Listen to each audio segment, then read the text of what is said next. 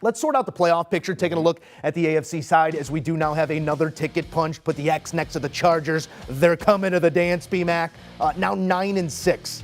So there's one spot open, with the Fish at 8-7, and then a bunch of 7-8 log-jammed right behind it. But let's talk about the Chargers here for a moment. You're sitting on the 6 line. It's probably where you're going to end up. Maybe you jump up to 5. If you're taking a look at those teams above the line, obviously the Bills, the Chiefs, and the Bengals, pedigreed quarterbacks waiting for you. The Jaguars, let's just hypothetically say that's who the Chargers are looking at. What do you make of that matchup?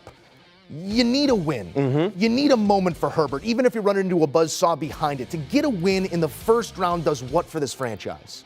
It does something to the morale of the team, boosts the confidence, because when you get into the tournament, I say this all the time, you need a ball to bounce your way here or there, and before you know it, you could be in a conference championship game. Think about that. So yes, when you look at the playoff picture right now as we see it, if the playoffs were to start today, Joe, if you're San Diego, if you're the Chargers, Los Angeles, Jacksonville is the team you want. Because of the inexperience they have, they're still trying to find their way. And you got to like that matchup. When you talk about Cincinnati, they're one of the hottest teams, not just in the AFC, but in the entire NFL. And then when you talk about the Kansas City Chiefs, of course, they're not afraid of the Chiefs, but we know who they have at the quarterback position and their coaching staff with so much experience. So me personally, there's no easy way out in regards to playoff time. But if you had to pick a team, I think it would be Jacksonville that the Chargers would be asking for. And I think that's the micro picture that we're looking at this season, but big picture, macro, it is the all-world quarterback. It is the guy who you're trusting with the keys to your car for the next, hopefully, decade. How big is this next month in the maturation of Justin Herbert? You know you're going to the playoffs. You know you're going to have some tasks out in front of you.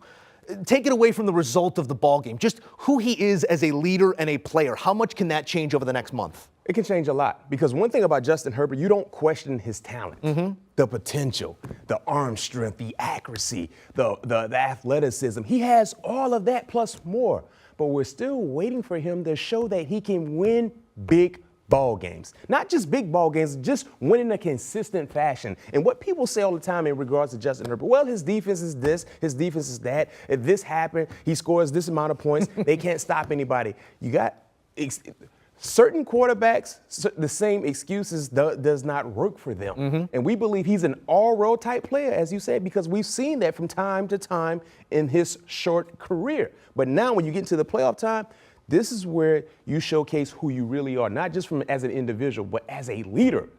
And that's what we're waiting for.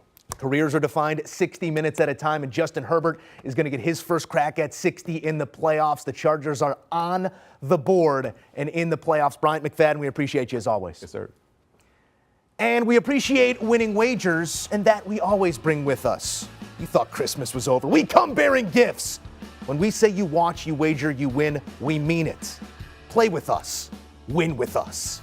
Do you want a sports network that delivers everything that matters about the game? The highlights, the picks, the instant analysis, no yelling, no fake debates, no politics. Hit the subscribe button and never miss a moment.